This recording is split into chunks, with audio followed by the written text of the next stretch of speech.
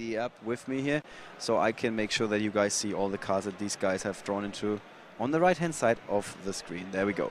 Now, Luca is looking to have Qliphort Shell, 2 Skill Drains, Raigeki, and Performer Pal Trampolinks. Not a fantastic opening hand for Qliphort at all. You're not really seeing any of the searches that you needed. There's no real combos that you can pull off with that. So it's a good thing for him that he's getting to draw a 6th card, I think. Yeah. Now, Alejandro there. Kicks things off with a Mathematician and Squamata and Beast. And he's doing Squamata and Beast because 2 of his Falcos are already in hand there. Yep. He's also got, these are the other cards in his hand. Sinister Shadow Games, great for setting up some plays later on, especially with that Falco now. Yeah, Sinister Shadow Games there, sending 1 card from the deck to the graveyard and flipping all face-down Shaddoll monster, well, all face-down monsters on your side of the field into face-up defense position. All right, so that concludes the opening turn from Alejandro Gonzalez, the last Spanish player in competition. Let's take a look. That's a Pot of Duality, I believe. Yep, and it goes searching. And still, again, Upstart Goblin, Mystical Space Typhoon, and Disc there. Is he going to go for the Upstart to draw another card? It's possible. It's possible. He's either doing that or just grabbing a Disc out. Just because. Well, I do not have a country breakdown for you guys. I can actually prepare that. He goes with the Disc. And let's bring that card up for you if you're not that familiar with the Qliphort archetype, but you should be. Now, what it does there is, if you tribute summon it, you can special summon 2 other Qliphort monsters from the deck to the field. If you just want to bring it out as a level 4 monster with 1800 attack, that's okay as well. And here it comes. And with 2 skill drains in the back row. And one thing that we didn't even mention before, Alejandro doesn't have a MST or any other way to deal with the back row of Luca. So those skill drains are definitely going to become active. Yep. And that means that his monster is becoming a lot more formidable. He's just setting... Oh, no, there goes both of them down. He's thinking about setting the Raigeki as well, but he's thinking against it there. He doesn't really want his Raigeki to be gotten rid of. Now, he does actually have something to deal with the back row there. It's the Sinister Shadow Games to send probably a dragon or a Squamata and then a dragon just to pop one of those skill drains. Unfortunately, he doesn't know that there is 2 skill drains there, so it's really not helping. Now, interestingly, I'd say I've bashed the card quite a lot, but it seems that everybody is playing Artifact Ignition these days. Yep. And I guess it's just another destruction effect that you kind of need. Essentially running 6 Mystical Space Typhoons, if you're running that. In fact, that is the only spell and trap destruction that he runs in his main deck. Wow. So he might be having quite a hard time against Qliphort, and Shaddoll is not well equipped against Qliphort anyway. No, he does have 3 Fairy Wind and 2 Mystical Space Typhoon on the side, so he's well prepared. Oh, interesting. Okay, what he actually did there was use the Dragon effect to destroy the Morale Tack, bring Morale Tack out, and then destroying Disc. So some of these cards that Alejandro was holding on to will be placed on the field, or were already placed on the field, but our app is just a little second behind, with our volunteers having to enter those cards first. There is the skill drain, and that's pretty big. Yep, that Qliphort Shell there is actually looking at 2,800 attack. Now, he is using the Artifact Sanctum to get rid of one of those skill drains, and then allowing him to set the Morale Attack from his deck. But there's another skill drain there, so we'll see what happens.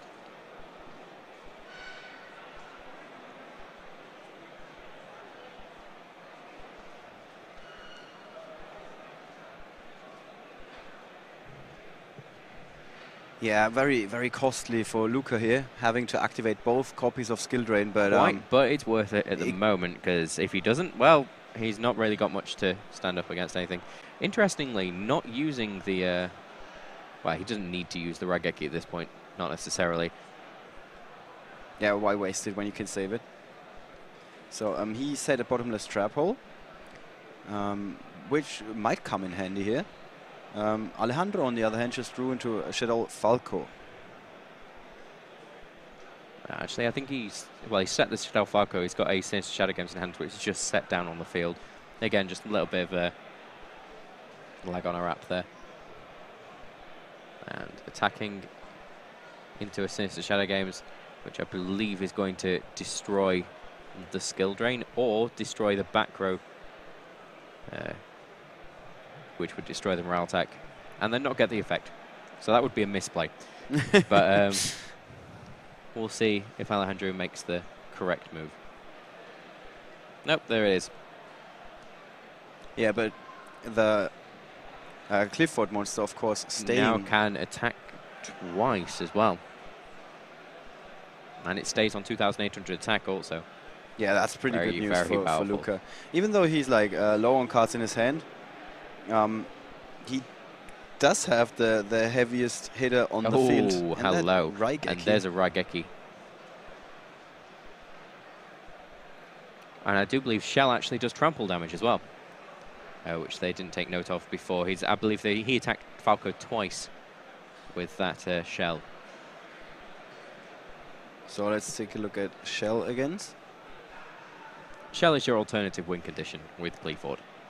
It's 2,800 attack, can attack twice, and deals piercing damage. Yeah, that's quite good. It's hard to argue. Okay, and he's just set a solemn warning by the look of it. Yep, so he's well equipped for any monsters that are coming out. Although you gotta say he's really running low on life points here with just 3,900 remaining. It doesn't look like it's going to matter that much. I mean, there's 3 artifacts that are just sat on the field not doing anything, and 2 Shadow Beasts in hand that he can't summon. Unfortunately, this may mean the end for Alejandro for this game. Let's take another look. Yeah, this is his back row. You might be wondering, why does he have monster cards in his back row? But that's what Moraltach does. And the 2 copies of Shadow Beast in hand, which also don't really do anything here, though. That's very, very bad news for Alejandro. And if he doesn't draw an answer now, that's a spell card, I believe. We will find out in a second. There is also that's an Shaddoll Fusion. Doesn't matter because there is a Vanity's Emptiness down on the field. Yeah, so and a solemn warning as well. Oh. So Alejandro is able to swing again. Twice, and I do believe that should be 5-6. Let's take another look at that Qliphort Shell.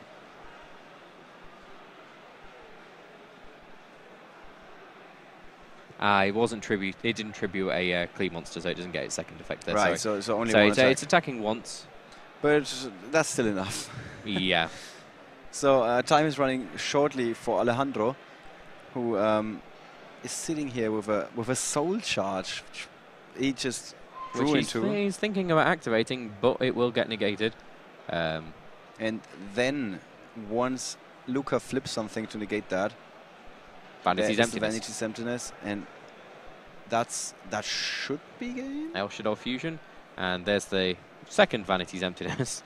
That is it. There's nothing there. The floodgates, but stopping. Yeah, the floodgates, stopping the flood, as the name suggests. That's basically what Qli can do when it doesn't even get its win condition. Yeah, simply put a gigantic monster on the field. Something for somebody to deal with, and then just say no until it's get ready to attack. Right. So let's take a look at the side decks of these two guys. Interestingly enough, just like Emre before, in the round before in the top 32, who was playing Evil Swarm, Alejandro is also playing Flying Sea in the side deck. Now, again, that's just mostly against the Burning Abyss. Burning Abyss, yeah. Yeah. Now, again, as I said earlier, Fairy Wind and Mystical Space Typhoon are going to see a lot more play in the next games. Denko Sekka may actually come out as well, just in case. It's going to stop a lot of those skill drains, Vanity's Emptiness, everything that's stopping Alejandro playing Yu-Gi-Oh! And Luca, looking on the other hand, has a Vanity's Fiend, Monarch Stormforth, which may show up. Shadow Imprisoning Mirror is definitely going in there. And he also has the Maxi, just to be able to issue that Maxi challenge. Maxi challenge, yeah. Maxi challenge. You can explain that again for the guys that haven't been following the coverage for that long. Okay, the Maxi challenge is basically where your opponent starts with one special summon, or plays a monster that starts special summoning. Maxi is when you can discard it from your hand, and every time your opponent special summons during that turn, you get to draw an extra card. So the Maxi challenge is, are you going to be able to beat me before I draw everything I need from you making all these special summons? Are you going to special summon, or aren't you? Right now, that's your question. Are you going? Can you beat me this turn? Can you? If you can't, then I'm going to beat you next turn because you just let me draw half my deck. Yeah.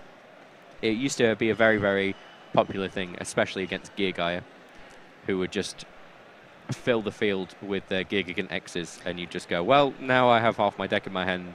I remember Sam Pedigo winning that way at YCS Milan last year, where he realized his only out here is to attack for game this turn, and his opponent did draw into like 15 cards or something. He did have nothing like a Swift Scarecrow, or Gores wasn't popular back then. So he simply attacked for game, even though his opponent had a handful of cards. A fan full of cards is what some people say. So I did the country breakdown. In the meantime, we got 15 Italians in the top 32. And also one thing that I want to point out, I stand corrected. You were, of course, right when you said that Marcello Barberi, who won YCS London, was the first Italian player to win a Yu-Gi-Oh! Championship Series in Europe. I don't know if they won any in America, to be honest. And they did win a European Championship. We should add that. But considering how many Italians constantly show up in the top card, it is surprising to hear that they have only taken it down once. And they definitely want to do it in their home country. Yeah. Now, looking second game. Yeah, we see a mathematician. Game. Mathematician, 2 morale tax, a artifact ignition, and a hedgehog. That is Alejandro's hand on the right-hand side. On the right-hand side, we have a Summoner's Art, a Skill Drain, a Disc, a Compulsory Evacuation Device. And Vanity's Fiend. Yes. So the very typical Squamata Beast opening. Thin the deck and then draw a card. With a Mathematician. Which is one of the reasons why Shaddoll is such a consistent deck. You're thinning out your deck starting on your very first turn, and at the same time you're drawing into more cards, making sure that every card that's following will be live. It's going to help you in some way. Oh dear. There goes down 2 morale tax, 1 ignition, and 1 mystical space typhoon. So the 2 artifacts that he needs, and the 2 cards to set them off. Yeah, if he were to use Mystical Space Typhoon on his own card. And there's the Monarch Storm 4th to bring out Vanity's Fiend. And that is a big play. The Fiends, both Vanity's Fiend and Majesty's Fiend, have been... they are sideboard cards, but every time they hit play, they have been making such an impact. And I do believe that the Vanities is the one where you can't special summon cards. Is that correct? Yes, Majesty's Fiend is the one that stops your opponent, or any player for that matter, from activating any... He's basically the Vanity's Emptiness on legs. And just like Arc Lord Christia... Probably why he's actually on the artwork for Vanity's Emptiness as well. Yeah. And just like Arc Lord Christia, who is Vanity's Emptiness on legs, yeah. But with that didn't skip leg day. Exactly, there we go. So the back row of Luca, we got a skill drain here, which he could activate, but it's probably going to fall victim. Yeah, he doesn't really want to do that MST. There's going to be there's the 2 cards there in the back row that he really doesn't want special summoned, which is really helping him right now. Although, yeah, he's in a very good position. Right. So there's the Vanity's Fiend, and down goes a Helix, I believe. That is the Helix. Yeah, he's got a disc in hand still. And he's equipping Sacrifice to it, so now it is on 2,100 attack and cannot be destroyed by battle. Now, up flips the Hedgehog, which is going to grab a card. That's good news for Alejandro, because if that would have been a Shaddoll Falco, the Vanity's Fiend would have denied him the effect. Yeah, and there goes the El Shaddoll fusion.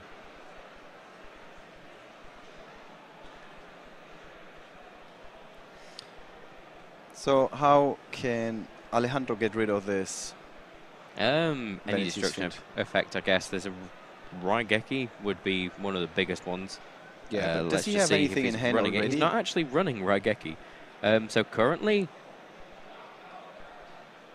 apart from a set Schemata, no, there isn't. And yeah, I was that's about it. to say, he only's got Felice Lightsworn Archer in hand, which is that card he did draw into an Artifact Sanctum, and also not really helpful when Because you he cannot can't special special summon. summon. Yeah. So again, the Vanity's Fiend making such a big impression, leaving such a big impression on The that. Fiend cards are Both the of Vanities these. and Majesty's Fiend. Yeah.